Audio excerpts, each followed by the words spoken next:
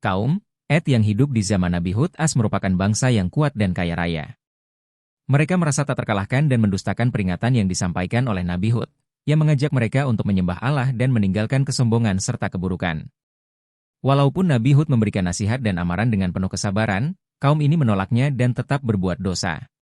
Dalam surah Al-Ahqaf ayat 24, Allah menyebutkan bahwa setelah mereka terus-menerus mengingkari peringatan, Allah mengirimkan azab berupa angin kencang yang menghancurkan mereka.